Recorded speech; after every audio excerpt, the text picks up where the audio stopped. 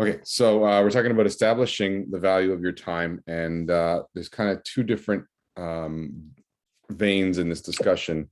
And the first one would be, what are you worth hourly, and figuring that out for yourself so that you have that in your tool belt for your profitability.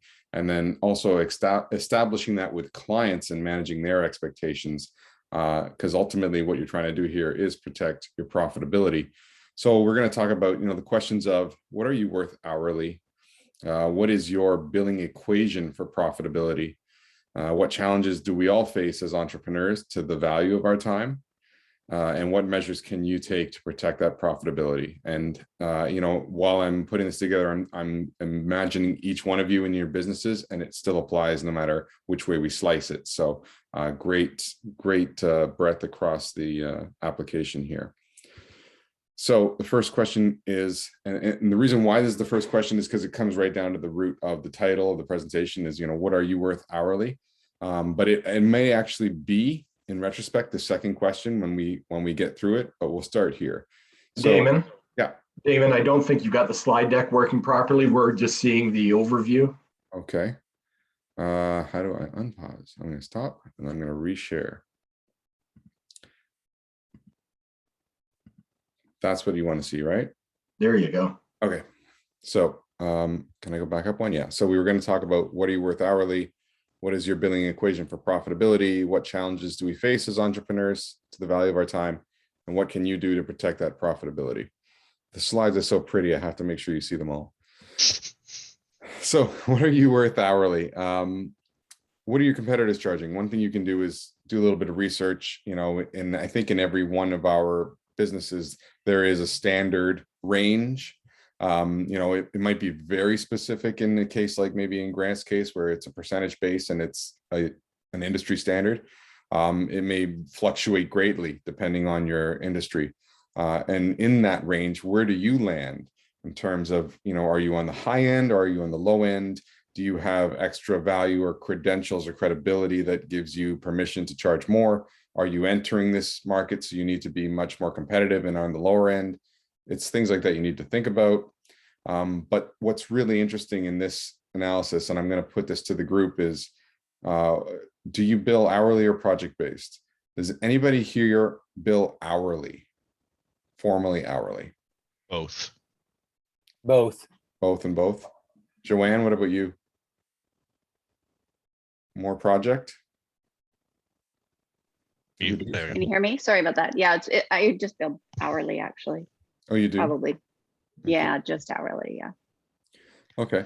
I'm both as well. What I do is I quote an hourly rate and then I provide a project estimate. So I kind of take both of those angles in there. The other billing model, sorry, Damon, is we also have fixed fee service. So we charge in some instances by the person by the month for set fees as well. Okay. That's becoming really big. I haven't been able to crack that to really understand it, but I know video production, people are doing sort of monthly subscriptions is becoming big. Mm-hmm. I can't quite get my head around that, to be honest. But it definitely is something that I've been looking at. Yep. And to your point, I do that with some of my clients now is offer a monthly retainer. So there are other models, definitely. The flexibility of that retainer or project-based or fixed fee is that you have the ability to be more efficient within the parameters. So you can do the same deliverable job in fewer hours, but you're billing for all of the hours as per the agreement. But it does lock you into a price. And that's where things get a little crazy sometimes where, things change and parameters change, but your price is set and the client has that expectation. So ultimately the efficiency gives you a buffer where you can say, I'm going to quote this out at 12 hours of work. I know I can do it in 8. And if things change, I've got that buffer. Otherwise, I increase my profitability. So, that's a big question with most people in how they set their billing rate is how the profitability works out. So kind of in the first version of that, when you look at your business and when you're planning for your business, what is your billing equation for profitability?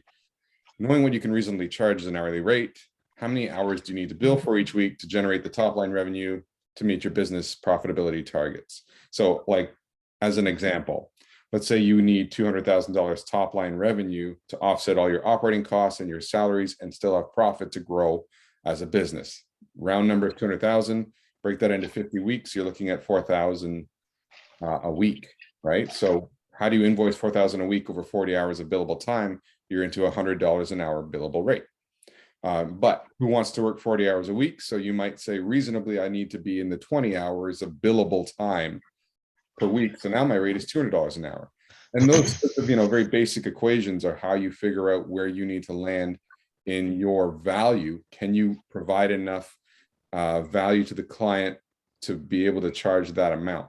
So you could sort of flip those two questions back and forth, but either way, you kind of know where you need to be in your profitability matrix to say, you know what, like, yeah, I get it. There are some guys out there that are billing $100 an hour, but I'm going to charge $150 because I'm providing greater value and I'm going to do it faster. And maybe I can only get away with charging 100, but I'm going to tell them it takes 12 hours when I know it only takes me 6 and things like that. Right. So that's how you try to figure out the value of your time by the hour. So what do we experience that challenges that value for us in our businesses? One of the first things is an unclear expectation from the client, in the sense that they may say, hey, I need this, and I think that it costs this much. And then you have to deal with that expectation where you say, it's actually 3 times that amount. So, let's be clear about that so that you're not expecting me to work at a cut rate and I lose my profitability. And then the failure to establish the scope or that billing rate. So it's like, hey, can you build this website for me? Yeah, I can absolutely do that, right? And then you get halfway down the path and they say, so what is this going to end up being in terms of cost? And you go, oh, like 5,000. They go, oh, no, I can't. That's not where I am in my expectation. So you're either trying to cut things out or cut down on your price, and you've eroded a lot of your profitability. Another challenge might be goodwill projects that cannot be billed at your normal rate. An example is if, your cousin says, hey, can you build me this, or can you do this for me? And you're like, well, yeah, sure. I got to cover my costs, but I'm not going to, charge you full price. It's not a bad thing to do. It's not a poor business practice, but it does affect your profitability, and you have to kind of be in control of how far you let that go. And there's also things like passion projects where you want this job, you want to do it, you want to have it in your client list, you want to have it in your testimonials, you want it for you, and you will lower your profitability to make it happen. So there's other things like that. Again, not bad ideas, but just things to consider. And then there's value add hours that you put into projects and to clients that help build stronger relationships. Again, not a poor practice. It's great when you wrap up a project and they go, that's great. You know what? Can you also send it to me in this format? Or can you also do this for me?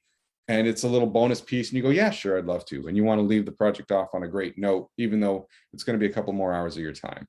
Still a good business practice, but where it becomes dangerous is when it starts to turn into over servicing your client. And that is really, over servicing impacts profitability. It impacts other clients because it takes you away from billable hours that somebody else might require. It can hurt the relationship with the client. It can hurt the relationship with your own staff or yourself. You might just sit there starting to get resentful of this project because it's dragging and it's demanding more than you agreed to. And it leads to clients that need to be fired. So it's a very dangerous practice. It's so much so that it's becoming, the focus of what we're talking about here. So we're going to dive into it a little further. What is over servicing your client? Imagine that big circle in the middle with the dotted outline is your billable time. Anything that fits in there is profitable. It's billable. Things that bleed outside that are things like the scope stretching beyond the borders. The client may try to extend the scope and ask for more than they originally did without agreeing to pay anymore. That's something that you need to learn to manage and make sure that it doesn't become a big, huge issue. Again, there's some leeway you can give your client, but you've got to manage that.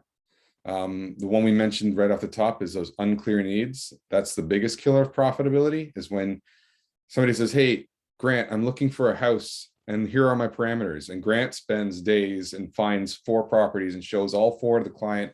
And at the end of it, they go, you know what? This isn't our price range. what? It's like, now I'm doing rework. If I had known that clearly from the beginning, I could have been more effective and been within my billable scope. So, making sure that you understand the parameters, that they understand the parameters. I'm sure Peter can relate how many times you start down the road of a project and they go, you know what, we talked to the board and it has to be this now. Well, that's completely different from what we've been spending time on, but I can't start the clock over. I can't say, well, either pay me for what I've already done or now it costs double, because they've still agreed to a deliverable that you're still working towards. So that becomes very difficult. Your own free time is outside the boundaries mostly of billable time, but clients may start to develop unreasonable expectations of that free time. We talked about that, where Sean has given us a great example of sending emails on a delivery schedule so that it doesn't look like you're still working for them at 11:30 at night, because then they start to expect that you're available at 11:30 at night. So, managing your free time that way, and also managing it in the sense that you don't become so passionate about the project, or that, sorry, not passionate, but bored without having other projects, that you get tempted to spend extra non-billable time on it because, you just want to keep plugging away at it, or it's easier to work on something than admit that there's nothing else to work on. So you just keep working away at it rather than thinking, I need to get out there and find new business. It's safer just to keep working on the project that's in front of you. And then from the passion comment that I made earlier, your love for what you do and the pride that you take in doing it can cause you to overinvest past the boundaries of what's profitable. Client says, yeah, I want this, it's quick and dirty, I just want it this way, or I just need it here. And that that's not going to work. It's not going to last. It's not going to hold up. It doesn't give the right impression. It doesn't reflect properly on your standards of the work that you do. So you do more. You do more, even though they never agreed to paying for more. And that can get out of hand sometimes. So these are all things that you need to worry about in over servicing the client and in delivering more than is fair for what you're getting back. Does anybody have horror stories about this that they'd like to share? Oh my. Yeah, probably everybody has a horror story about this. Yeah, Yeah, we'll be here for weeks. what's that, Chris? How much time do you have? We could be here for weeks. Yeah, and you know what? Go ahead, Joanne. I was just going to say, I'll give you a quick one that literally happened last week. So just even from the get-go. So normally the first meeting that I have with clients is on Zoom. This is how we meet them now, rather than coming face to face. And I have a list of questions that I ask and a brief presentation that I give so that they can see the work that we do. And this gentleman was constantly trying to get me to answer questions specifically about his project, which, we haven't even made a decision as to whether we're working together or not. But it's funny how people are trying to get the information that they need in order to be able to push their agenda, rather than, spending the time creating getting the letter of agreement sorted out, the retainer sorted out, and getting the project sorted out. So it's so many examples. Right. I'll just stop at that one. Yeah, and that's like you're also managing their passion, which is, that's where it can pull you out of your billable time as well. So great example there.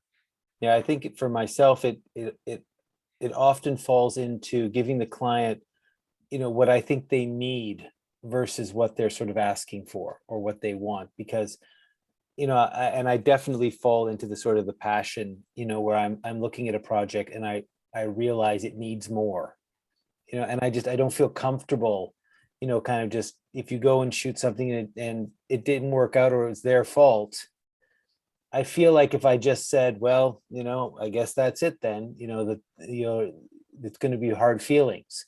And so I'm always sort of trying to over deliver a little bit, so that then people are like, oh my God, that's amazing, but at a certain point, the profitability, if you're spending a week on something when they never asked for it, I did that just in video production. You can basically do what they call color grading, making it look very cinematic.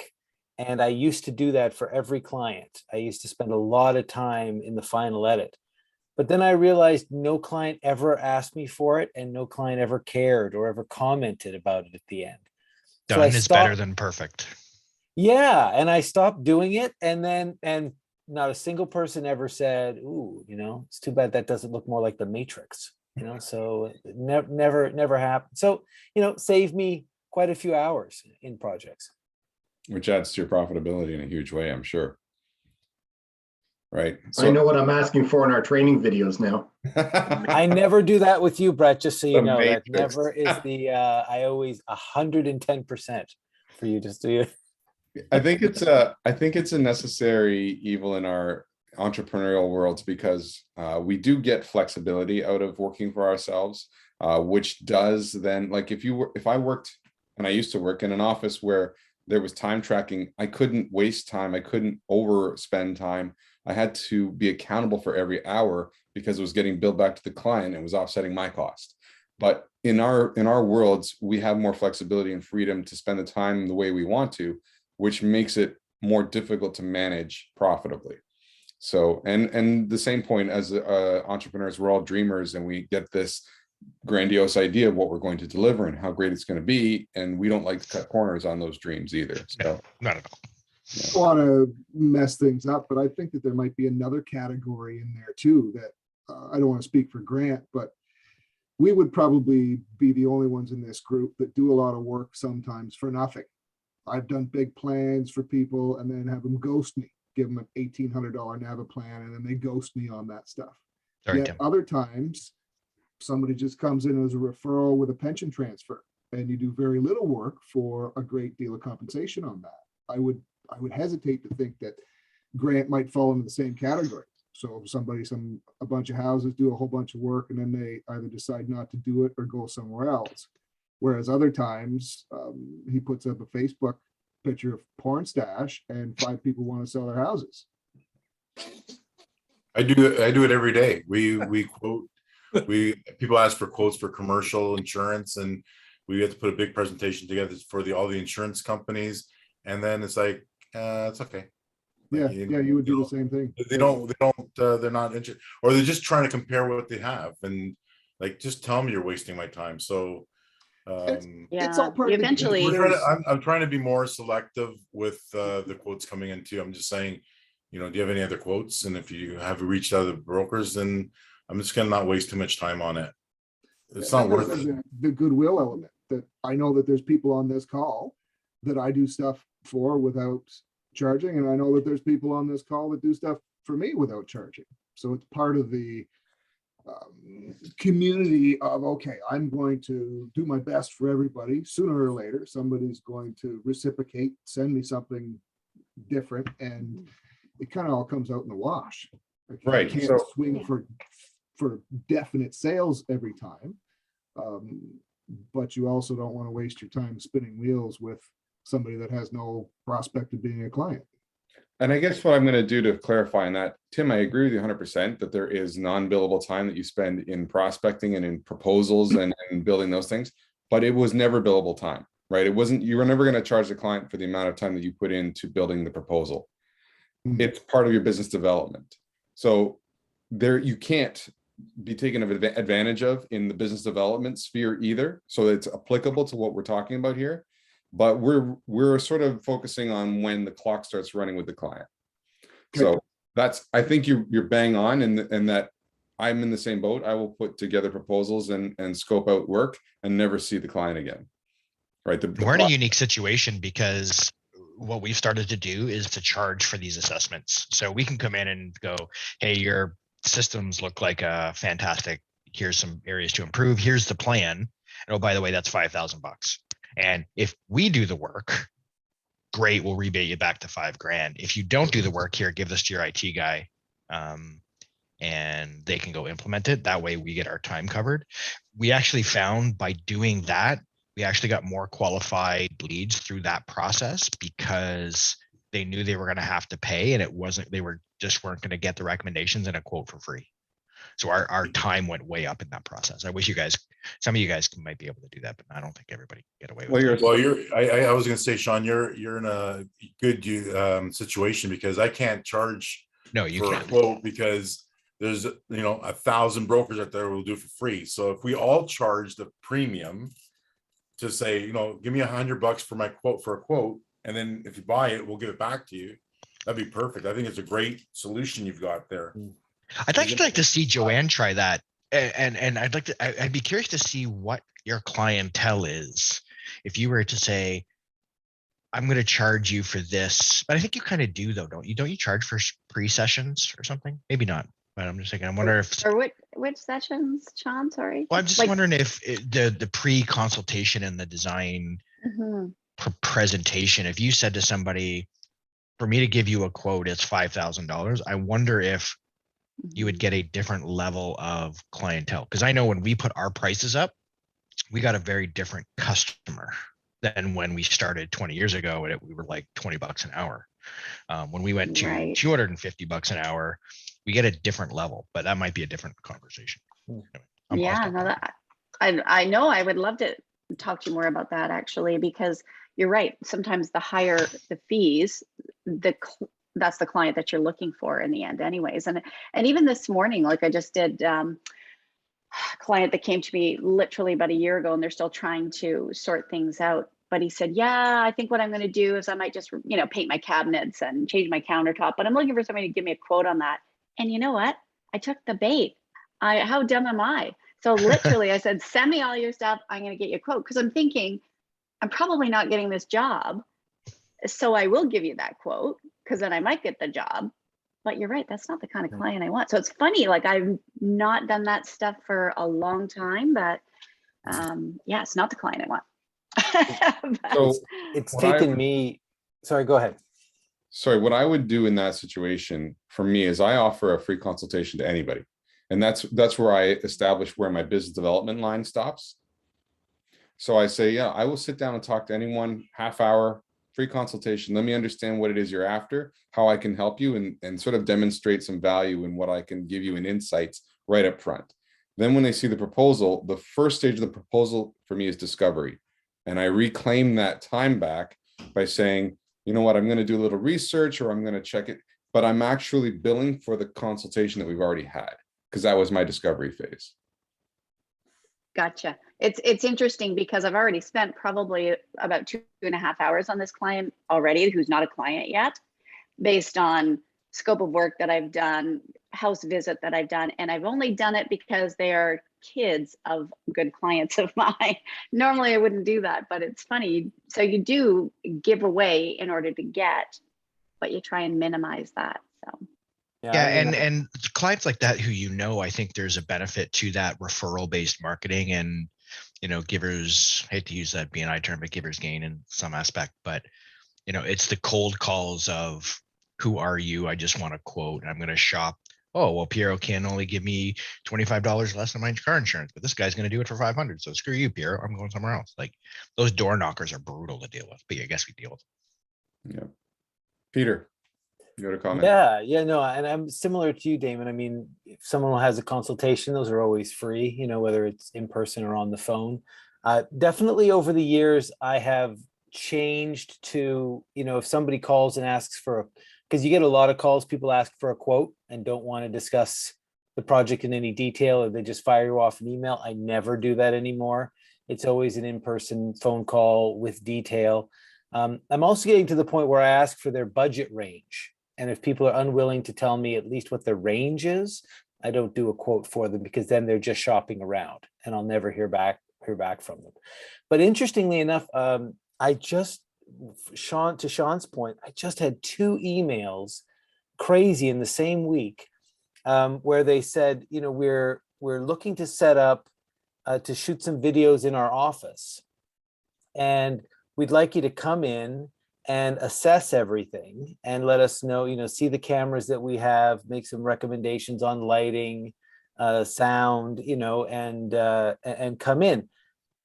In the past, I would have just said, well, that's a day of my time, and just charged them for my time for that day. But when the first one came in, I thought to myself, they're basically hiring me so they never have to hire me again. So I got to work that cost in. So I basically said to him, listen, I absolutely can come in. I can do a full consultation, breakdown of all your equipment, the setting, all do a whole training day for you to do it. It's $5,000. The neither of them got back to me on that one yet. So, but that I thought to myself, I'm just putting myself out of work going and telling them all my secrets, so there's got to be a premium of some kind there, I would think. Anyways, I don't know what you guys think about that, but that was my thought. I'm really glad you said premium, because part of what we've talked about already is that goodwill of saying, you know what, I'm going to pro bono something here or whatever. Always have a premium version of your time as well, so that you feel like you're balancing that, but also that you establish value with your clients. So not everything I do all day is at the same rate. And I attach a premium to things that I don't like to do. Because, if I really have to do it, I want to be paid more. And if you don't want it at that rate, I'm fine with that, right? That's how you do those things. But premium is also an important version of billable time, because it helps you offset the free things that you give away and make sure that it is the most, it's the most rewarding thing that you're doing in that sense, so that you're protecting your profitability, but also your enjoyment and your passion. The last thing you want to do is kill your passion for your business because it becomes terrible, right? So great point about the premium. Okay, so the next point that we need to cover is how to protect that profitability in light of those challenges. First and foremost, invest in proposals and contracts. And invest meaning put the time into developing them that cover all the aspects of the business, all the tiers of service, and all the steps that go into the final product, so that you're not left with, well, you just said you were going to give me this at the end of the day. I don't really care what goes into making the sausage. I just need to know what the price is. So those, you set that template, and that will streamline that process so that it is not a big draw of your billable time by, having to build those things. And then do that thorough and documented needs analysis for each project, so that everybody's clear on what the steps are going to be and how long they're going to take. And then you don't get trapped putting double time into one piece and never being able to recoup that. Establish clear boundaries of your availability and responsiveness. We talked about that. There's strategies to do that. I will tell you that for clients, I have purposely dropped the ball and, found them in a pinch, and they say, I really need this in the next 2 hours. And I'm not responding, because it's been, crying wolf too many times, that they need to feel the pain and then come back and say, listen, I totally understand that you sometimes need extra responsiveness. That's a premium, and if I have to drop another client to handle you, you have to be more important to me. That's at a premium billing rate. So, it's unfortunately the reality of business, and it gets them back onto the same page as I am in terms of the value of my time. So, you don't want to let something fall completely apart or blow up, but there's sometimes when you can let them fall down, and that's okay. Tracking your time to measure that profitability and accurately adjusting for future projects is critical. Data is critical. Otherwise, it's a black hole of a project. I don't really know how much time I spent on that. I don't really know if that was worth it as a project. It could be way worse than you even think, just because you're starting to feel it. But having metrics is the first step to that solution of understanding, what, I spent 12 hours on that project and I only billed for 4. Like, that really got away from me. But if you don't really even know that, and you were just locked into the passion of it, it might have only felt like 4 hours for you. Right. So it's things like that you got to be aware of. And then prioritizing your clients by profitability and investing your time where the returns are greatest. You can't do that without the data. So that's the second part of it. But who does this? Who of us actually does a profitability analysis of their clients, so they know where it is important to be on the ball? Because sometimes the squeaky wheel gets the grease, and it's not even the most profitable client, right? So go ahead. Sorry, I thought somebody was talking there. The takeaway point for that is, the first step in being really effective in your marketing is knowing what kind of client you want. And if you don't understand which one of your clients is most profitable and why, and what type of client has the right expectations for you. We already heard points made in that vein from Sean and Joanne today about I used to charge $20 an hour, and now I realize that doesn't give me the type of client I want. So when you understand the profile of your most profitable client, the best client for you, that's when you start marketing effectively to that person, rather than just saying, I want people that need me.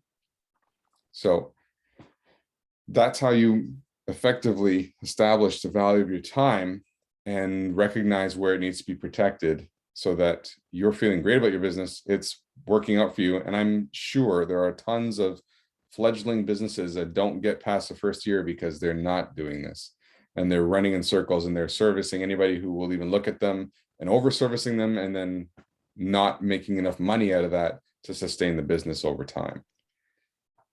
So I Can don't I know. add to that, Damon? Yeah, please. Yeah, I was just going to say that, when you do your proposals and your contracts, I find that, for example, had a client a couple months ago who said, doing full home renovation, and this is what we're going to do. And I said, okay, here's our documentation, letter of agreement, including retainer. Here's the scope of work. And I think when she saw the retainer, she went, whoa, time out. Let's scale that back, and we'll do X, Y, and then we'll do the remainder later on. So we did that adjustment to retainer, sent that out. And afterward, she said, okay, that's great. Let's just keep going now, because I do want to continue to work the rest of the project with you. But she expected the retainer to remain the same. And so you have to continue to adjust. You can't just go, okay, well, that retainer still applies. It totally doesn't. It's a completely different project now. So it's just a matter of continuously looking at your documents and your contracts and just keeping them up to date. And communicating with the client effectively. Yeah, that this is what it's going to cost moving forward. And yeah, if you still Is want there to a strategy forward. to that? When because again, I run into that where it's just, and it's never big things. It's always little things, a little hour here, a little extra video here, or someone didn't show up. So can we reschedule that for tomorrow? And I don't want to give them a cancellation fee on this day because it's a pretty decent amount of money they're giving me. So at what point do I say something? Well, I think you say it at the very beginning. So what we've learned over the years from the IT perspective is, unfortunately, well, in all our business, you give somebody an inch, they'll take a mile. Like, it's just the way it is. So we set up very strict expectations at the very beginning. If we choose to let some of those slide, that's our choice after the fact. But right up front, it's like, if we have a Zoom meeting and no one shows up, or you forget, or you've requested a meeting from me and you forgot you weren't going to be there, you're still getting charged the hour. We lay out it's in your letter of agreement, right, Sean? Like, it's in your letter of agreement. Okay. Yeah, 100%. And then we soften that by saying, like, look, if we have a great working relationship, it's all about give and take. There's going to be times where I can't make it, you can't make it, and whatever. It says, but if it becomes a trend, this is what we're going to fall back to, and we're going to charge you for that stuff, because it's a waste of everyone's time, including your staff, if we can't have these meetings. So, like, all of the terms of agreement up front, what the expectations are, and if you could lay out the process of how you even onboard a client, and then what it's like after.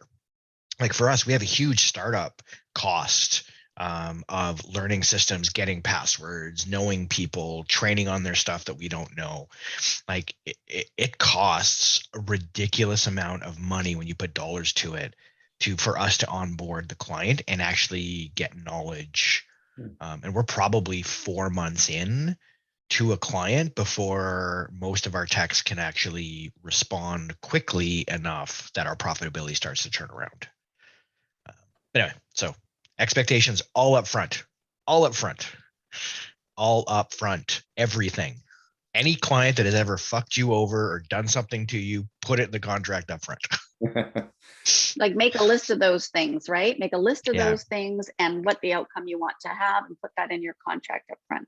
Yeah. Now, and our contract has gone from an email to, it's now 4 pages, but it used to be like a legalese. It is still legalese, but it used to be lawyer-like. That scared a bunch of people off. So we wrote it in plain English with the terms and conditions and got lawyers sign off, and they adjusted some clauses. So it's 4 pages of 20 years of stuff that we've built in. And I think that when you have it in that formal document, you get less resistance to it. It just becomes, no, this is our standard agreement. I don't see why you have a problem with it. This is what all of our clients sign. And it shows your level of professionalism. It shows your experience. So you don't get people going, oh, well, what, you think I'm going to do this? Or are you just going to nickel and dime me for everything? It's more of like, okay, I get it. These are the rules of engagement and I'm on board. And if Send out a formal if they do that, then you don't want them as a client anyways. Yeah. Yeah. Do a test with your clients, right? Send out a proposal in just a little email and then send them a 4-page, 5-page proposal expectation onboarding. Like, as part of our proposal process, we send them what we're going to do once they sign on the dotted line. Like, it's all laid out now. And you will find that more people will sign on the process than they would off of a, hey, it's $500, I'll have it done tomorrow.